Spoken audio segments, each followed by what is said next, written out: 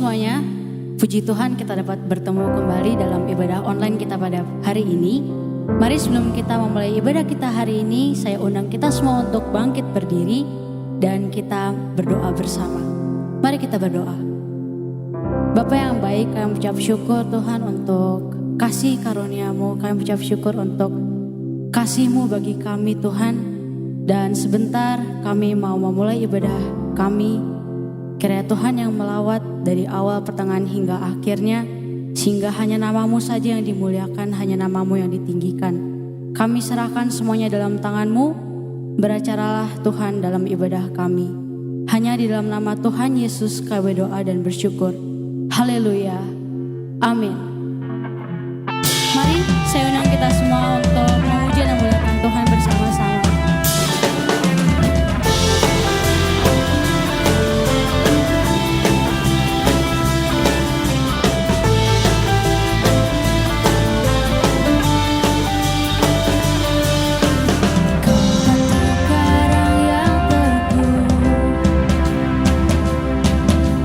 Kota benteng dan perisaiku,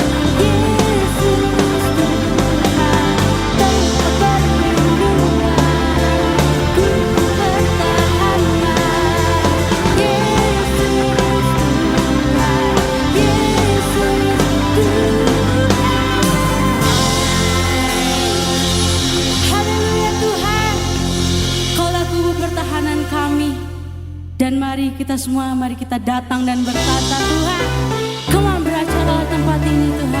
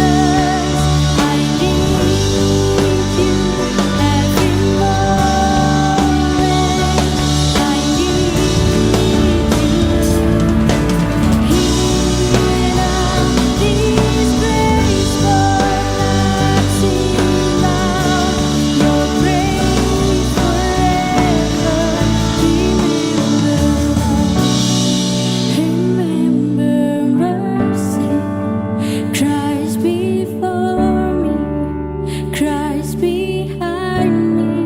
Your loving kindness has never failed me. Christ before me, Christ behind me.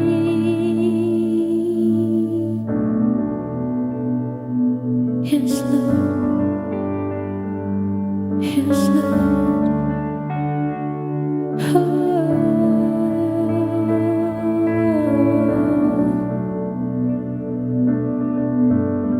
Kami butuh Engkau, Tuhan.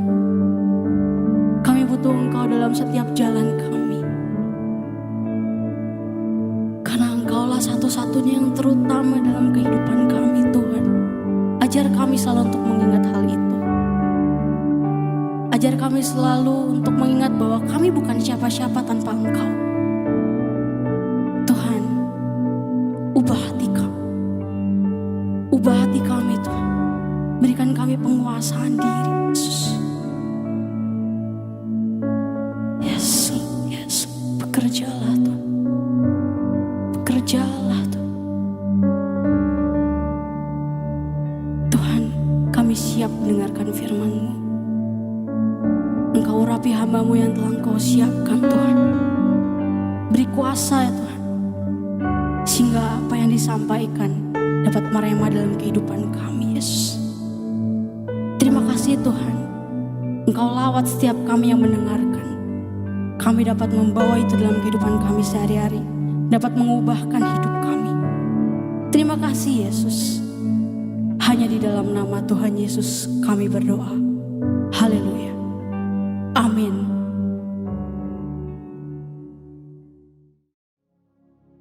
Selamat pagi Bapak Ibu Saudara sekalian. Selamat kita berjumpa kembali di dalam ibadah online pada pagi hari ini. Saya berharap kita semua tetap dalam keadaan sehat, dilindungi Tuhan, disertai Tuhan, sehingga kita dapat beraktivitas seperti biasa. Bapak Ibu, pada pagi hari ini kita akan sama-sama belajar tentang karakter buah roh yang terakhir, yaitu tentang penguasaan diri. Hikmat yang dipunyai Rasul Paulus itu sangat luar biasa. Dia menuliskan 9 karakter buah roh yang dimulai dengan kasih dan diakhiri dengan penguasaan diri. Dasar dari semua karakter adalah kasih. Tanpa kasih kita tidak bisa melakukan yang lainnya. Namun tanpa adanya penguasaan diri maka semuanya akan menjadi sia-sia. Penguasaan diri merupakan sebuah kunci bagi kita supaya kita dapat menikmati hidup dengan penuh sukacita, ada damai sejahtera dalam hidup kita, dan terlebih dari semua itu, apa yang kita lakukan itu berkenan di hadapan Allah. Namun pada kenyataannya pengendalian diri itu lebih mudah dibicarakan, lebih mudah untuk dikatakan daripada dilakukan. Dibutuhkan suatu kemauan yang kuat untuk bisa mengendalikan diri sendiri. Paulus mengatakan di dalam surat 2 Timotius pasal yang ketiga ayat 1 dan ayat yang ketiga dikatakan dalam terjemahan bahasa Indonesia, ingatlah hal ini, banyak kesulitan akan terjadi pada hari-hari terakhir. Ayat yang ketiga, tidak mengasihi orang lain, tidak mau mengampuni, memfitnah orang, tidak dapat menguasai dirinya, garang membenci yang baik. Paulus mengatakan bahwa ada banyak kesulitan di hari-hari terakhir. Mengapa ada banyak kesulitan? Salah satunya adalah karena orang tidak dapat menguasai dirinya. Di minggu-minggu kemarin kita sudah belajar bagaimana fatalnya akibat yang tidak dapat dihindarkan apabila orang tidak bisa mengendalikan diri. Bukan hanya diri pribadi tetapi juga merugikan orang lain. Nah, pada pagi hari ini saya akan menyampaikan 2 arti penting tentang pengendalian diri, tentang penguasaan diri. Arti yang pertama, penguasaan diri adalah kemampuan seseorang untuk menahan, untuk mengekang, dan untuk menjaga diri sendiri untuk tetap stabil dalam batas yang wajar sesuai dengan kebenaran firman Tuhan. Apa arti tetap stabil di sini? Tetap stabil artinya tidak mudah goyah, tidak mudah terpancing, tidak mudah terpengaruh, tidak mudah diombang-ambingkan oleh berbagai hal yang bisa menyimpangkan jalan seseorang dari kebenaran firman Tuhan. Pikirannya tidak mudah terpengaruh oleh pengajaran-pengajaran sesat. Akhir-akhir ini banyak pengajaran-pengajaran sesat, banyak paham-paham yang tidak sesuai dengan kebenaran firman Tuhan. Kita harus menjaga diri kita supaya kita tidak terprovokasi, supaya kita tidak terpengaruh oleh pengajaran-pengajaran tersebut. Orang yang stabil, emosinya tidak terpancing, tidak mudah terpancing oleh kondisi yang ada, oleh situasi yang ada, oleh peristiwa yang ada. Nah, Bapak Ibu, saya punya pengalaman tentang emosi yang tidak terkontrol. Dulu pada waktu saya awal-awal menikah, saya pernah marah pada suami saya. Ceritanya dia waktu itu berjanji mau nganterin saya pergi ke suatu tempat. Nah, paginya sudah oke, janji. Sore mau pergi. Nah, belum sampai sore, masih setengah sore dia sudah pulang. Wah, senenglah saya. Saya mau pergi. Tapi ternyata dia masih duduk-duduk ngobrol dengan mama saya. Karena waktu itu mama saya sedang berkunjung ke rumah. Saya biarkan aja. Selesai dia ngobrol, saya ikut nimbrung waktu itu. Setelah itu dia masuk ke kamar. Saya kira dia mau rebahan atau mau siap-siap untuk nganterin saya. Ternyata enggak. Keluar kamar dia cuma ganti baju rumah. Keluar kamar, dia malah ambil gergaji, Bapak Ibu. Ambil gergaji, ambil triplek. Malah gergaji triplek. Saya tanya, loh jadi pergi enggak? Jadi sebentar ya. Dia enak-enak gergaji triplek itu. Dia mau bikin lemari waktu itu. Saya tungguin. Saya tanya lagi, jadi enggak? Bentar ya. Setiap ditanya bentar ya. Nah, sebentar, 2 bentar, 3 bentar. Tetap enggak kelar-kelar. Akhirnya saya jengkel Bapak Ibu. Saya jengkel, saya mau marah-marah. Saya mikir, malu dong sama mama saya. Baru menikah, sudah marah-marah. Akhirnya saya masuk ke kamar, saya ganti baju. Apa yang saya lakukan? Saya pergi ke dapur. Saya ambil tepung, telur, mentega. Saya ngadon roti, Bapak Ibu. Saya bikin roti, kemudian saya remes-remes itu adonan. Saya banting-banting itu adonan, saya meluapkan emosi saya, kemarahan saya pada adonan roti. Nah, setelah jadi, saya oven itu roti. Nah, tidak disangka, ternyata roti saya mengembang sempurna, empuk banget.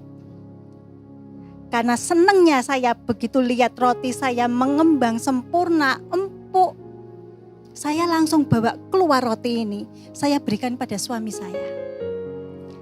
Nah, dia menerima dengan senang. Dia bilang enak banget ya. Bisa menikmati roti yang hangat baru keluar dari oven. Kita ngobrol-ngobrol, kita ketawa-ketawa menikmati roti. Saya lupa kalau saya baru saja marah. Keinginan saya yang tertunda dan ketidakmampuan saya untuk mengendalikan emosi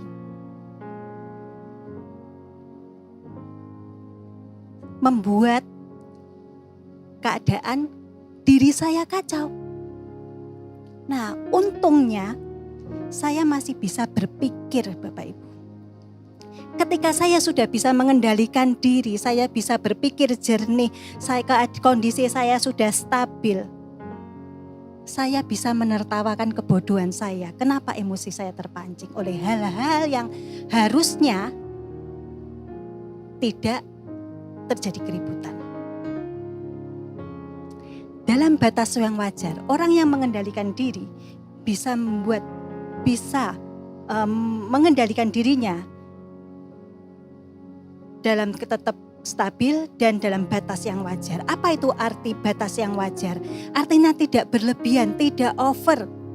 Orang yang menguasai dirinya, dia dapat menahan pikirannya, dia dapat menahan emosinya dan keinginannya dalam batas yang wajar. Boleh nggak kita menginginkan sesuatu? Boleh, tidak ada seorang pun yang bisa melarang kita menginginkan sesuatu yang positif. Kita menginginkan keuangan yang stabil, bekerja dengan sebaik-baiknya supaya keuangan kita stabil. Ingin pasangan yang cantik dan cakep, ya sayangi pasangan kita. Buat dia tertawa, buat dia tersenyum. Bila perlu bawa ke salon, biayai perawatannya. Jangan kepingin istri cakep, pasangan kita cantik, pengen instan, jadi ngembat pasangannya orang lain. Kita punya hobi koleksi tas, koleksi aksesoris atau barang-barang lain, silakan. Tidak ada yang melarang, tapi kita harus lihat kemampuan kita. Kita harus melihat kondisi kita. Jangan sampai kita memaksakan diri. Segala sesuatu, apapun itu, keinginan, kesenangan yang berlebihan, yang tidak terkontrol dengan baik, dapat menyebabkan seseorang terperosok di dalam dosa. Waktu Clement masih kecil, setiap kali kita ke mall, dia selalu minta masuk ke kids station. Sebelum masuk dia selalu dijanji, Clement kita gak beli apa-apa ya. Iya janji, Clement gak beli apa-apa. Clement cuman lihat-lihat ya. Iya janji cuman lihat-lihat. Tapi nyatanya setelah kita masuk, dia nunjuk ini, Clement mau ini, Clement mau ini, Clement mau ini. Ketika kita tidak menuruti, dia mulai ngambek. Menunjukkan muka yang cemberut, mukanya yang gak enak. Ujung-ujungnya apa? Ujung-ujungnya dia bilang dibeliin apa aja gak apa-apa. Asal keluar dari toko ada yang ditenteng. Nah ini dia. Anak kecil dia gak bisa mengontrol emosinya, tidak bisa mengontrol keinginannya. Tapi puji Tuhan, sekarang sudah banyak berubah. Dia bisa tahu mana keinginan dan mana kebutuhan. Nah, Bapak Ibu berdosakah apabila seorang Kristen mengalami kekecewaan, seorang Kristen mengalami kesedihan? Enggak. Tidak berdosa, kita semua memiliki emosi-emosi negatif, emosi-emosi seperti itu.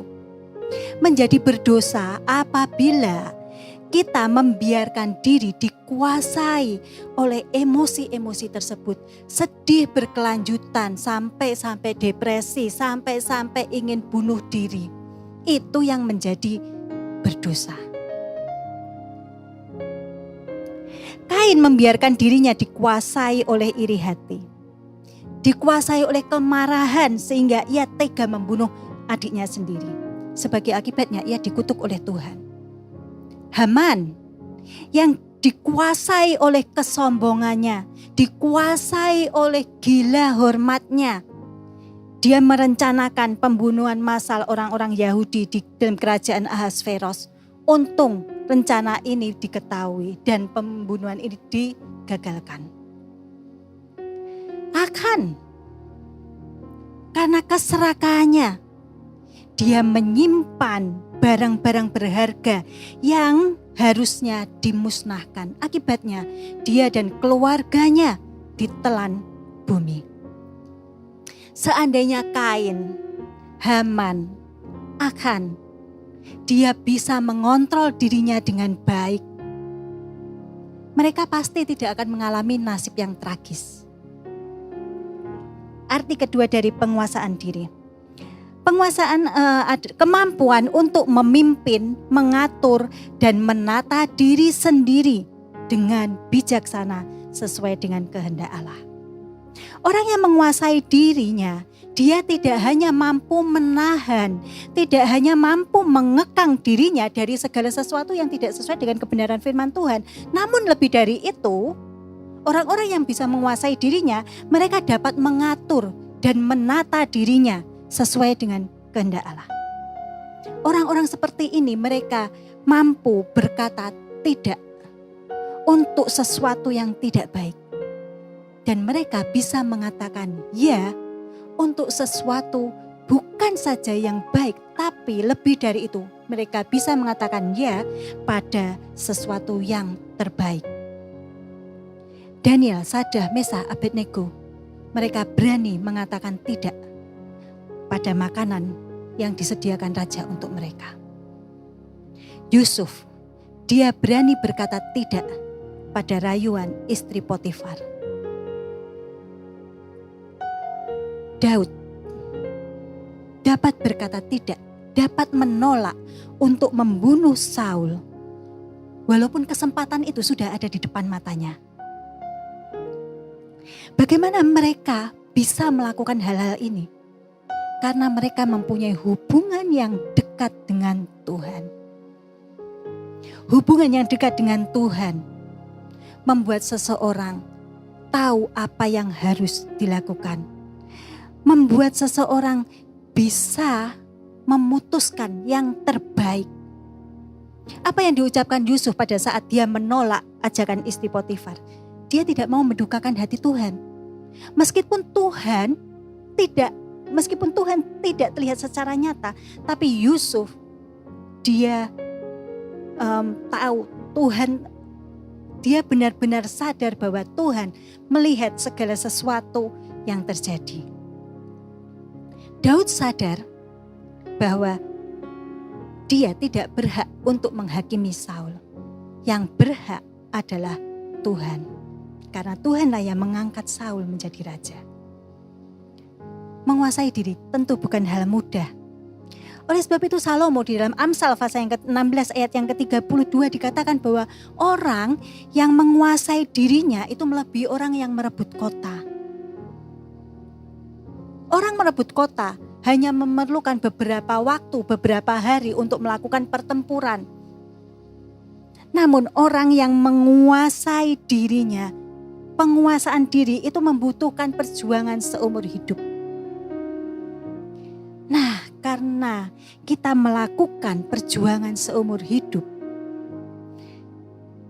kita akan mampu menguasai diri kita jika pertama, kita terus-menerus ingat akan tujuan kita. Mengapa kita harus menguasai diri? 1 Korintus pasal yang ke-9 ayat yang ke-25 dikatakan bahwa tiap-tiap orang yang turut mengambil bagian dalam pertandingan menguasai dirinya dalam segala hal.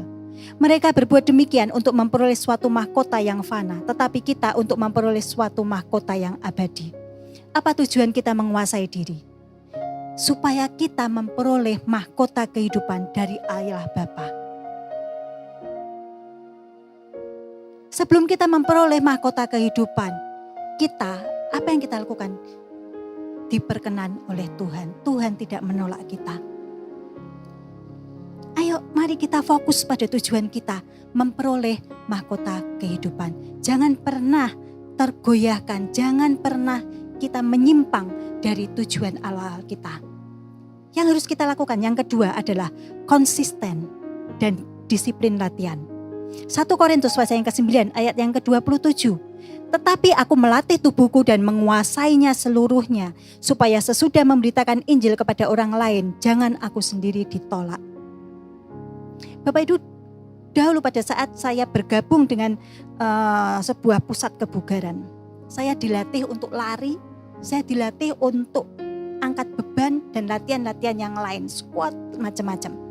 Semakin lama latihan yang saya lakukan gak semakin ringan, tetapi semakin hari semakin ditambah, bebannya semakin ditambah. Selesai latihan, saking capeknya, tangan saya, kaki saya sampai gemetaran.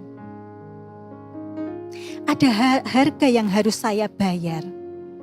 Ketika saya ingin lebih sehat, ketika saya ingin lebih kuat, berat badan gak naik, kalau bisa malah turun. Ada harga yang harus dibayar untuk tujuan yang saya inginkan. Bapak Ibu kita dilahirkan tidak dengan kemampuan untuk menguasai diri. Jadi kita harus terus-menerus berlatih. Pasti ada harga yang harus kita bayar. Tidak mudah, tapi kalau kita melakukannya dengan konsisten, kita melakukannya dengan disiplin, maka kita bisa mengatasinya, kita bisa meraihnya. Yang ketiga, terakhir, cari mentor. Keberhasilan Timotius di dalam pelayanannya tidak lepas dari jasa Paulus.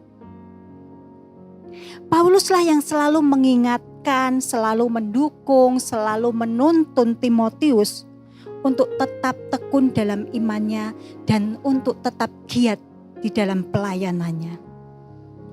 Sebagaimana Timotius dimentor oleh Paulus, kita juga bisa cari mentor. Kita bisa cari orang-orang yang lebih dewasa dari kita, yang bisa melatih kita, yang bisa menuntun kita, bisa memperhatikan kita, dan bisa mengingatkan kita. Supaya kita bisa sampai pada tujuan yang Allah rencanakan untuk kita. Bapak Ibu, hari ini adalah hari yang spesial buat kita. Gereja kita berulang tahun yang kelima. Saya rindu bahwa kita semua, CBC Family, semakin dewasa di dalam Tuhan. Tiap keluarga kita diberkati oleh Tuhan. Salah satu tanda kedewasaan adalah kita mampu menguasai diri kita. Dalam hal apa? Dalam segala hal. Mari kita fokus pada tujuan akhir kita. Mengapa kita harus menguasai diri? Untuk memperoleh mahkota yang Tuhan sediakan bagi kita, Bapak Ibu. Jangan pernah lelah. Jangan pernah berhenti berlatih. Kita sama-sama berlatih. Kita sama-sama konsisten. Kita sama-sama saling mendukung. Kita sama-sama saling mengingatkan. Ayo, sama-sama kita menahan emosi kita, kita sama-sama mengontrol diri kita. Supaya Tuhan memberkati kita semuanya.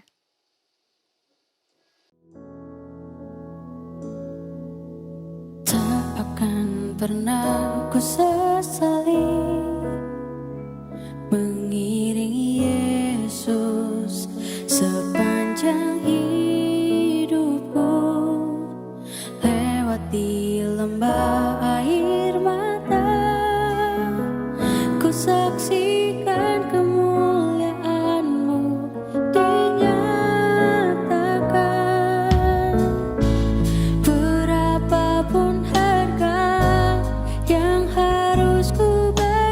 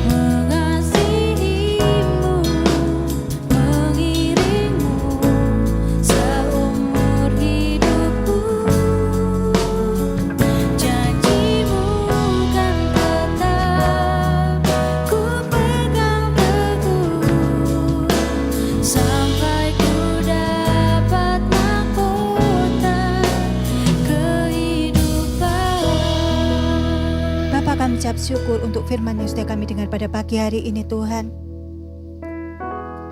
Ajar kami Tuhan Yesus untuk kami dapat menguasai diri kami, untuk dapat mengontrol diri kami ya Bapa.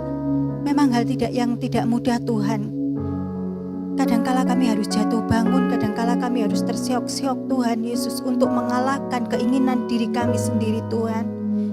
Tapi kami yakin dan percaya bahwa kami mempunyai Allah yang luar biasa. Engkau mirimkan Roh Kudus-Mu untuk memberikan kekuatan bagi kami Tuhan. Mampukan kami Tuhan Yesus untuk meraih segala sesuatu yang sudah Tuhan siapkan bagi kami Tuhan. Yaitu sebuah mahkota kehidupan Tuhan Yesus. Kami menginginkan kehidupan kami yang lebih baik. Menjadi pribadi yang lebih baik lagi dari hari ke hari Tuhan. Menjadi pribadi yang diperkenan oleh Tuhan. Kami inginkan Tuhan Yesus, keluarga kami juga diberkati oleh Tuhan. Oleh sebab itu Tuhan Yesus, kami mau Tuhan belajar, kami mau konsisten, kami mau melatih diri kami Tuhan. Untuk terus dapat menguasai keinginan-keinginan kami. Walaupun mungkin kadang keinginan kami tidak sesuai dengan kehendak-Mu ya Bapa. Ajar kami untuk semakin dekat dengan Engkau Tuhan, supaya kami dapat memperoleh kekuatan kembali ya Bapa. Terima kasih Tuhan Yesus, terima kasih. Terima kasih untuk firman-Mu Tuhan. Jadikan kami pelaku-pelaku firman-Mu. Bukan hanya kami mendengarkan, tapi kami dapat melakukan apa yang sudah kami dengar. Terima kasih Tuhan Yesus. Hanya di dalam nama Tuhan Yesus kami sudah berdoa dan mengucap syukur. Haleluya. Amin.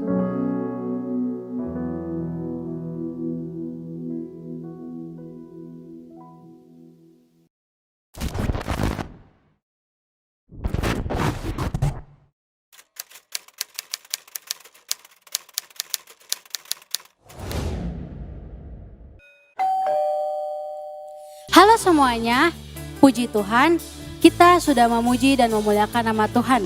Dan kita juga sudah menerima berkat firman Tuhan. Dan pada hari ini, kita juga mendapatkan berkat yang luar biasa. Apa itu? Tepat pada hari ini, 29 November 2020, GBT City Blessing Church merayakan ulang tahun yang kelima. Mari saya undang kita semua untuk bangkit berdiri. Kita mau bersama-sama merayakan ulang tahun GBT City Blessing Church yang kelima. Selamat ulang tahun untuk kita semua. Tuhan Yesus memberkati.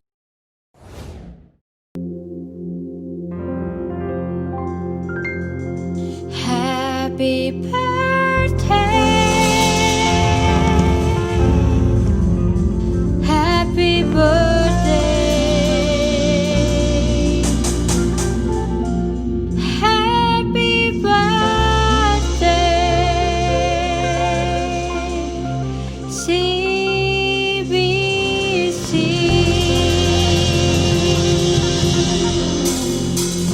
Happy birthday CBC. Happy birthday CBC. Happy birthday, happy birthday, happy birthday CBC. Happy birthday CBC. Happy birthday CBC. Happy birthday, happy birthday, happy birthday CBC. Saudara bersyukur hari ini tepat tanggal 29 November 2020 atas anugerah Tuhan gereja kita CBC genap berusia 5 tahun. Kita bersyukur karena Tuhan baik buat kita bersama dan tidak terasa sudah berusia 5 tahun. Dan kalau kita lihat angka 5 ini adalah angka anugerah Tuhan. Kalau kita lihat di hari kelima Tuhan menciptakan burung-burung di udara dan binatang yang ada di dalam laut. Itu anugerah Tuhan buat kita. Dan di luar itu juga kita melihat angka 5 ini juga anugerah kita secara jiwani. Mengapa? Karena di kayu salib Yesus mengalami sengsara, yaitu kelima bagian tubuhnya mengalami luka-luka, yaitu tangan kanan, tangan kiri, kaki kanan, kaki kiri, dan di lambungnya. Ini melambangkan anugerah Tuhan buat kita bersama-sama. Dan kalau kita lihat sepanjang tahun ini sampai saat ini kita masih hidup, itu adalah anugerah Tuhan. Nah, kita bersyukur terus kepada Tuhan, kita bersandar terus kepada Tuhan, dan kita terus berdoa semoga CBC terus diberkati, mendapat anugerah Tuhan, dan kita sama-sama terus bersatu menjalankan misi Tuhan dalam hidup kita bersama-sama di dalam gereja yang kita cintai. Selamat ulang tahun kita semuanya, selamat ulang tahun CBC, Tuhan Yesus memberkati. Dan Ibu Gembala dan Bu Wagem boleh menyalakan lilin ulang tahun kita. Ya, puji Tuhan, kita kasih aplaus buat Tuhan. Kita bersyukur dan mari kita bersama-sama berdoa saat ini.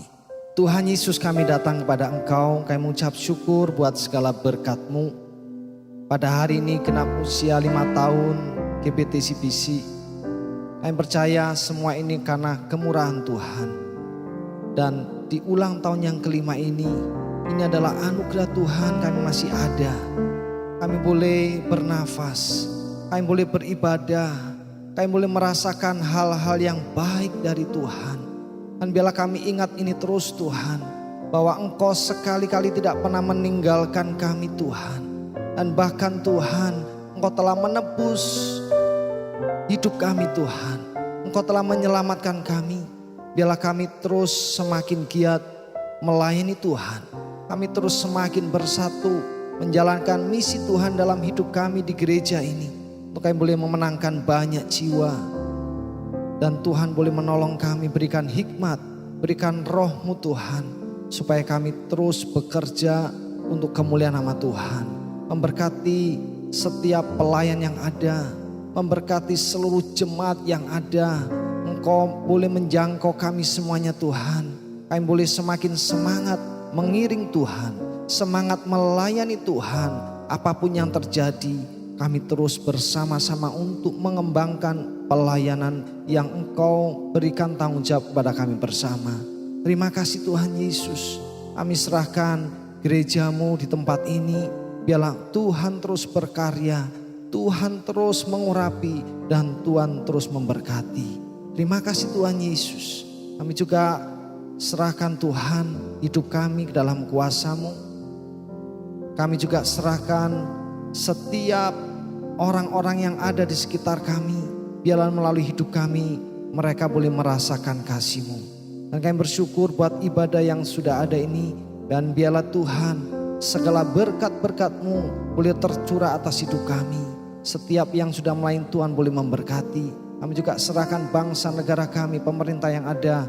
Tuhan memberkati mereka semuanya. Hamba-hamba-Mu pelayan di mana-Mu tempat, Tuhan juga boleh memberkati. Terima kasih Tuhan. Kami bersyukur, kami bersuka cita di dalam nama Tuhan Yesus Kristus. Dan saudara kekasih, mari kita angkat tangan kita terima berkat dari Tuhan. Kami terima berkat dari Allah Bapa di surga. Cinta kasih sayang kemurahan dari Putra yang tunggal Tuhan Yesus Kristus Juru Selamat kita. Dan persekutuan yang indah dari kuasa Roh Kudus terus tinggal menyertai memberkati kami semuanya mulai saat ini sampai selama-lamanya. Terimalah dengan iman di dalam berkat nama Tuhan Yesus Kristus. Semua percaya katakan amin. Happy birthday. Tuhan memberkati.